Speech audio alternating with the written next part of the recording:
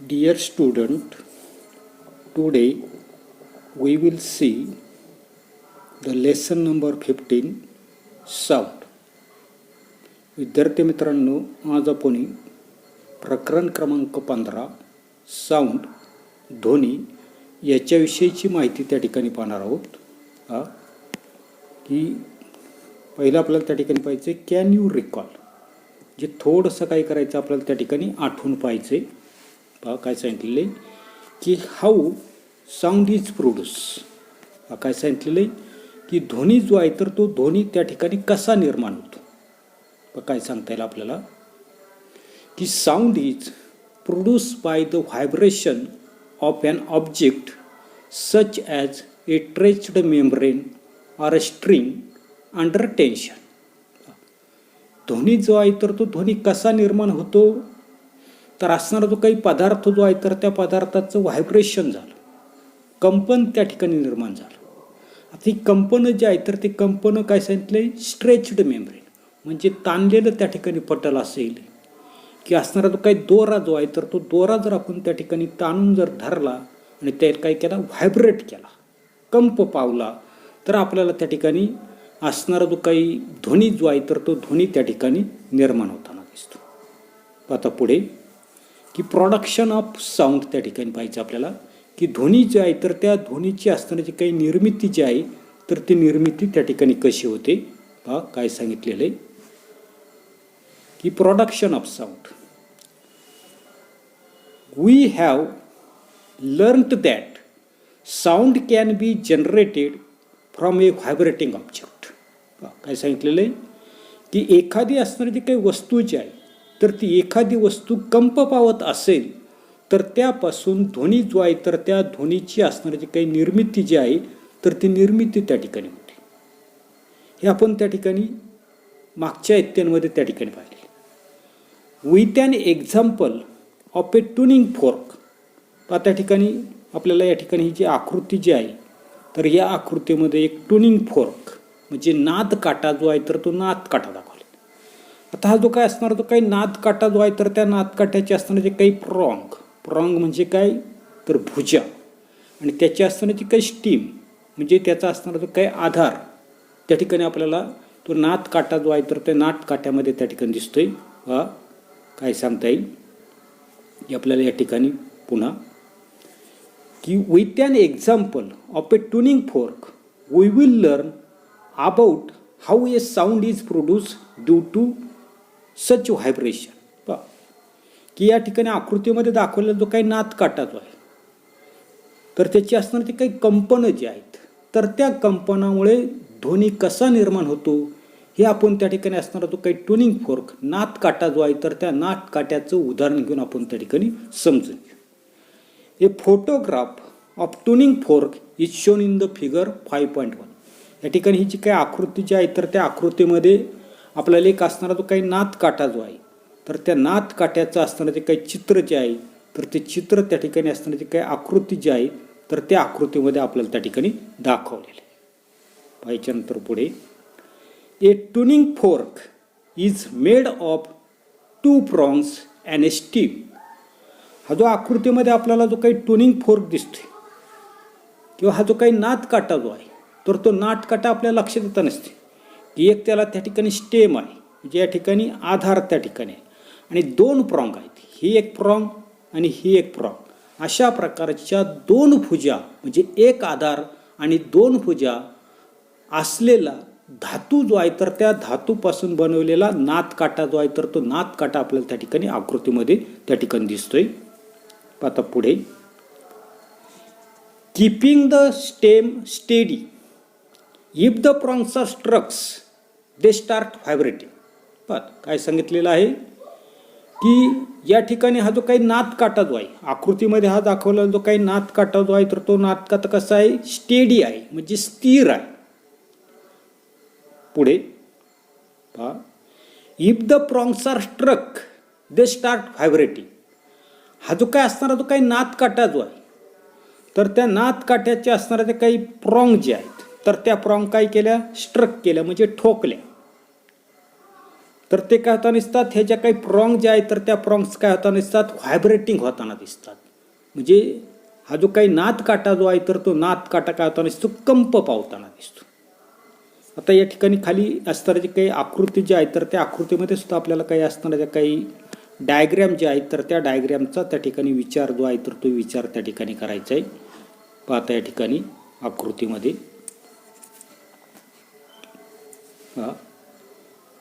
की figure 15.2a shows a stationary fork.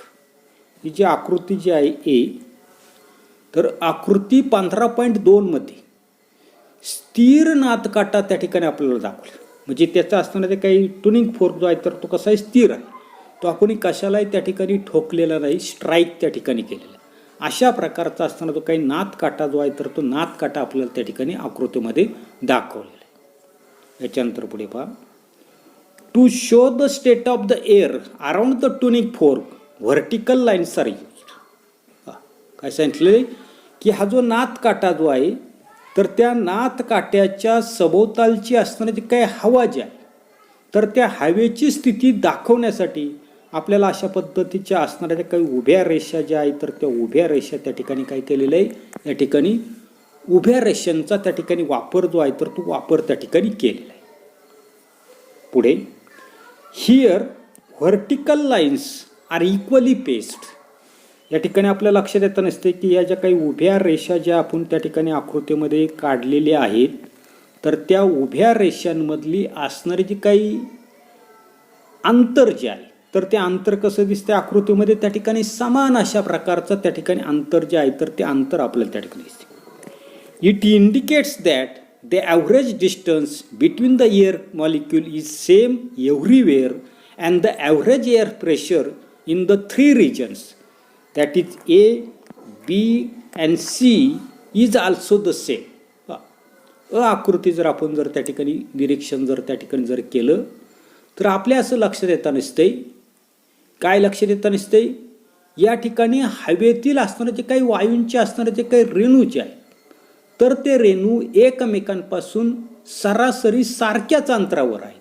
आणि त्यामुळे या ठिकाणी असणारे जे काही सरासरी हवेचा असणारा जो काही दाब, ए या ठिकाणी असणारा हवेचा दाब, बी या ठिकाणी असणारा हवेचा दाब किंवा सी या ठिकाणी असणारा हवेचा दाब, म्हणजे तिन्ही ठिकाणी असणारा तो काय हवेचा दाब जो आहे तर तो हवेचा दाब कसा आहे तर त्या ठिकाणी सारखाच त्या ठिकाणी आहे. हे आपल्याला त्या ठिकाणी ती आकृती जी आहे तर त्या आकृतीमध्ये आपल्याला त्या ठिकाणी दिसून येताना दिसतं. याच्यानंतर पुढे पुढचा भाग आपल्याला त्या ठिकाणी पाहायचा आहे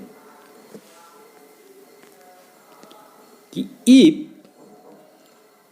काय म्हटलेलं आहे की if the stem is kept steady and the prongs are struck the prongs are set in to vibration. आता बी आकृती जी आहे तर त्या बी आकृतीचा आपल्याला विचार करायचा की असणारा जो काही आधार जो आहे त्याचा जो काही प्रॉंग जो आहे तर त्या आधाराच्या मदतीनं हा जो असणारा जो काही ट्युनिंग फोर्क जो आहे, नाद काटा जो आहे तर तो नाद काटा काय करायचा आहे, कडक अशा प्रकारचा रबरी तुकडा जो आहे तर त्या कडक रबरी तुकड्यावर आपटला तर त्याच्या असणाऱ्या ज्या काही प्रॉंग जे आहेत, भुजा ज्या आहेत तर त्या भुजा काय होताना दिसतात, आपटल्या आपण रबर जो आहे म्हणजे कडक अशा प्रकारचा असणारा जो काही रबर जो आहे तर त्या रबरावर जर आपण त्या ठिकाणी आपटला, ठोकला तर त्याच्या असणाऱ्या ज्या काही भुजा ज्या आहेत तर त्या भुजा काय झालेल्या आहे या ठिकाणी कंप पावले. मूळ स्थिती इथे आपल्याला दिसते, मूळ स्थितीपासून काय होता दिसतो, बाजूला त्या ठिकाणी जातो म्हणजे तो कंप पावतो. It means that they are set in to the periodic motion in forward and backward direction. म्हणजे याचाच अर्थ काय की तो असणारा जो काही ट्युनिंग फोर्क जो आहे तर त्या ट्युनिंग फोर्कच्या असणारे काही प्रॉंग जे आहेत, भुजा ज्या आहेत तर त्या भुजा काय होता नसतात, नियतकालिक पिरियडिक, पुढे मागे किंवा बाहेर आत अशा पद्धतीनं तो नाद काटा जो आहे तर त्या नाद काट्याच्या असणाऱ्या ज्या काही भुजा ज्या आहेत तर त्या भुजा त्या ठिकाणी कंप पावताना दिसतात. We will see step by step the result of the such motion. आणि या हालचालीमुळे काय होतंय ते आपल्याला काय करायचं आहे, टप्प्याटप्प्याने या ठिकाणी ते पाहायचं आहे. आता त्याच्यानंतरचा पुढचा भाग आपल्याला त्या ठिकाणी पाहायचा आहे. पुढे इफ, इथे खाली येतो मी, काय सांगितलेले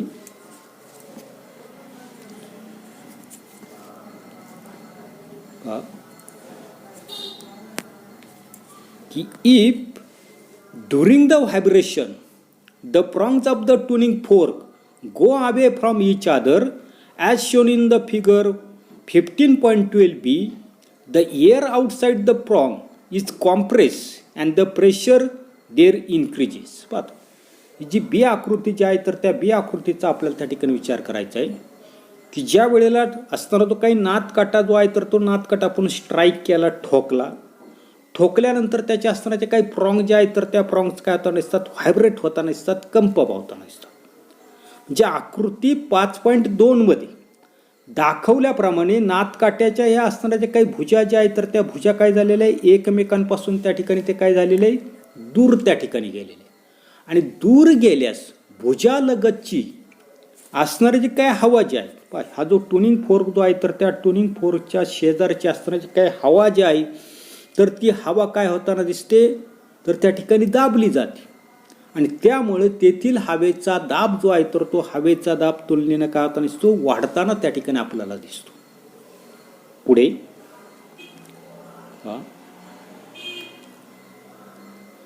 सच a state of high pressure is created in the region A in the figure. मग अशा प्रकारची असणारी जी काही स्थिती जी आहे तर ती स्थिती बी असणारी जी काही आकृती जी आहे तर त्या बी आकृतीमधला असणारा जो काही ए हा जो काही भाग जो आहे तर तो भाग जर आपण त्या ठिकाणी जर पाहिला तर आकृतीमधील हवेतील भाग ए या ठिकाणी काय होता नसते, उच्च दाबाची स्थिती जी आहे तर ती स्थिती काय होता नसते तर त्या ठिकाणी निर्माण होताना दिसते. The region in which air is high pressure and high density is called the comprehension. पाहतो काय म्हणतो त्याला त्या ठिकाणी आपण कॉम्प्रेन्शन त्या ठिकाणी म्हणतो. म्हणजे उच्च दाब आणि पुढे काय सांगितलं आपल्याला, उच्च दाब आणि उच्च घनतेची असणारी जी काही स्थिती या ठिकाणी निर्माण झालेली आहे या ठिकाणी त्या ठिकाणचा असणारा जो काय हवेचा दाब जो आहे तर तो हवेचा दाब त्या ठिकाणी उच्च आहे. हवेची असणारी जी काही घनता जी आहे तर ती घनता सुद्धा कशी आहेत, उच्च त्या ठिकाणी घनते. आणि म्हणून त्याला काय म्हटलं आपण त्या ठिकाणी कॉम्प्रेन्शन किंवा त्यालाच मराठीमध्ये काय म्हटलेलं आहे, संपीडन असं त्या ठिकाणी म्हटलेलं आहे. याच्यानंतर पुढे in the next steps of the vibration the prongs of the fork come closer to each other as shown in the figure 15.2c. पाहतो पुढची आकृती जर आपण त्या ठिकाणी जर पाहिली, कोणती, सी आकृती त्या ठिकाणी आपल्याला पाहिजे. आणि सी आकृती जर आपण या ठिकाणी जर पाहिली पाहतो की त्या बाहेर गेलेल्या ज्या काही भुजा ज्या आहेत तर त्या बाहेर गेलेल्या भुजा काय झालेल्या आहे, आतमध्ये त्या ठिकाणी आले. या ठिकाणी ही भुजा बाहेर गेली, बाहेर गेल्यानंतर पुन्हा ते काय होता नसतात त्या भुजा ज्या आहेत तर त्या भुजा काय झालेल्या आहे, आतल्या बाजूला त्या ठिकाणी आले. म्हणजे सर्वसाधारणपणे पहा की कंपनाची असतानाची काही पुढील स्थिती जी आहे तर त्या कंपनाच्या पुढील स्थितीमध्ये नादकाट्याच्या ज्या काही भुजा त्या भुजा काय झालेल्या आहे, एकमेकांच्या आता काय झालेल्या आहे, जवळ त्या ठिकाणी आलेले. आणि जवळ आल्यामुळं आकृती 5.2c मध्ये दाखवल्याप्रमाणे काय होता नसते पहा, काय होता नसते पुढे आपल्याला त्या ठिकाणी सांगितलेले की in this case the air molecules near the prongs get more space to move away from the each other and as a result the air pressure in this region, that is the region A, decreases. And such a region in which air is at low pressure and low density is called rarefaction. पहा पुन्हा एकदा नीट त्या ठिकाणी ऐका काय सांगते मी या ठिकाणी. पहा की काय सांगता येईल आपल्याला की सर्वसाधारणपणे आकृती 5.2 क याचा जर आपण त्या ठिकाणी विचार जर केला तर आपल्या असं लक्षात येत नसते की भुजालगतची असणारी काही हवा जी आहे तर ती हवा आता कशी दाखवली तर या ठिकाणी कॉम्प्रेस होत, म्हणजे जास्त दाबाची हवा होती. आता काय झालेले भुजा त्या ठिकाणी बाहेर होत्या, तशी आकृतीमध्ये काय झाल्या त्या पुन्हा आतमध्ये आल्या. आणि आतमध्ये आल्यामुळं ज्या भुजांच्या लगतची असणारी जी काय हवा जी आहे तर ती हवा कशी झाली या ठिकाणी विरळ त्या ठिकाणी होती. म्हणजे तिथला भाग ए मधला हवेचा असणारा जो काही दाब जो आहे तर तो दाब काय झाला तर त्या ठिकाणी कमी झाला. म्हणजे कमी दाब आणि कमी घनता अशा प्रकारचा जो काही भाग या ठिकाणी तयार होताना दिसतो तर त्याला म्हणतो आपण त्या ठिकाणी रेरिफॅक्शन म्हणताना दिसतो. म्हणजे त्यालाच मराठीमध्ये काय म्हणताना दिसतात, विरलन जे आहे तर ते विरलन त्या ठिकाणी त्याला म्हटलेले येते. त्याच्यानंतर पुढे पहा की however the air molecules in this region which were in compress state earlier figure 15.2b region transfer their energy to the air molecules in the next region, that is the region B, so that the air in that region goes to compressed state. See figure 15.2c region B. या ठिकाणी पुन्हा आपल्याला काय दाखवले त्याचा त्या ठिकाणी आपल्याला विचार जो आहे तर तो विचार त्या ठिकाणी करायचा आहे. मी छोटंसं त्या ठिकाणी करून घेतो आणि मग तुमच्या त्या ठिकाणी लक्षात येईल की नेमकं आपल्याला काय होताना दिसते. पाहत काय काय होते त्याचा आपल्याला त्या ठिकाणी विचार जो आहे तर तो विचार त्या ठिकाणी पाहत की आता काय होता दिसतंय की याच वेळेला काय होता दिसते आधीचं असणारं जे काही कॉम्प्रेन्शनची स्थिती जर आपण जर पाहिली तर हवेतली असणारे जे काही रेणू जे आहे तर ती रेणू आपल्याला आकृती ब मध्ये त्या ठिकाणी दिसते. इथे त्या ठिकाणी कॉम्प्रेन्शन झालेलं म्हणजे संपीडन त्या ठिकाणी झाले. म्हणजे भाग ए जो आहे तर तो ए काय करतो त्याची असणारी काही ऊर्जा जी आहे तर ती पुढील भागातील असणारे जे काही रेणू जे आहे म्हणजे बी भागामधले असणारे जे काही रेणू जे आहे तर त्या रेणूंना त्या ठिकाणी त्याची असणारी काही ऊर्जा त्या ठिकाणी देतो आणि म्हणून तेथील हवा जी आहे तर ती हवा काय होतं रे संपीडन स्थितीमध्ये जाते. आता संपीडन स्थितीमध्ये कशी जाते तर तेच पुढे आपल्याला त्या ठिकाणी या आकृतीमध्ये दाखवले. म्हणजे या ठिकाणी काही दिसतं आपल्याला कॉम्प्रेन्शन, रेरिफॅक्शन किंवा या ठिकाणी आपल्याला रेरिफॅक्शन, कॉम्प्रेन्शन म्हणजे त्या ठिकाणी हवा काय होता नसते संपीडन स्थितीमध्ये त्या ठिकाणी जाता नसते. म्हणजे भुजा ज्या आहेत तर त्या भुजांच्या अशा प्रकारच्या सततच्या अतिशय वेगानं होणारे जे काही कॉम्प्रेन्शन, रेरिफॅक्शन बाहेर जाताना दिसते आतमध्ये येताना दिसते. भुजा जी आहे तर ते भुजा काय होत असते ठोकली की बाहेर जाते आत जाते.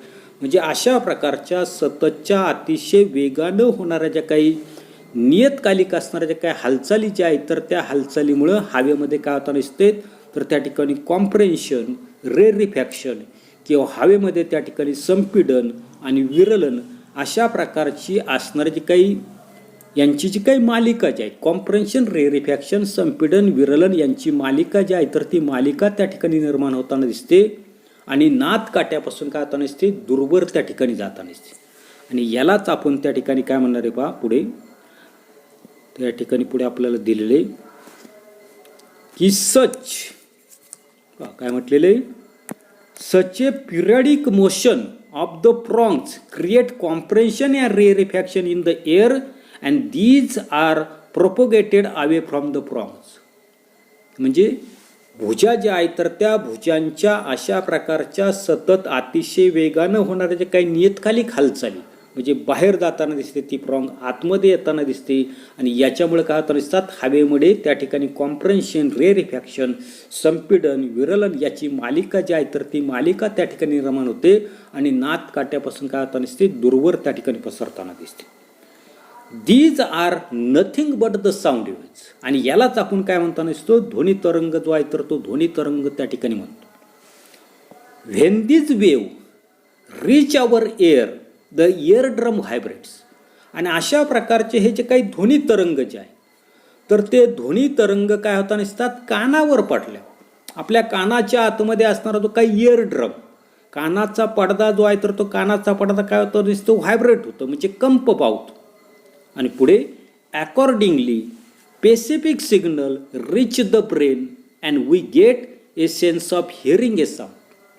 आणि याच्यामुळे काय होतं नसते तर सर्वसाधारणपणे आपल्याला त्या ठिकाणी लक्षात नसते की विशिष्ट अशा प्रकारचा संदेश जो आहे तर तो संदेश त्या ठिकाणी मेंदूपर्यंत पोहोचून आपल्याला ध्वनी ऐकल्याची असणारी जी काही जाणीव जी आहे तर ती जाणीव काय होताना दिसते तर त्या ठिकाणी निर्माण होताना दिसते.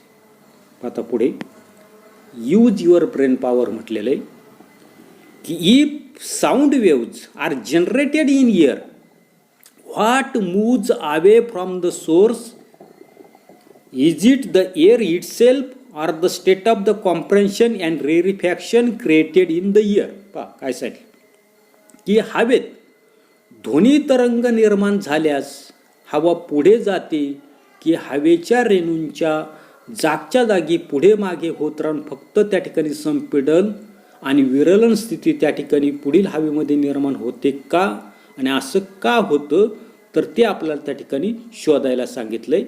पहा आता काय सांगता येईल की if sound waves are generated in the air the state of the compression and rarefaction created in the air move away from the source.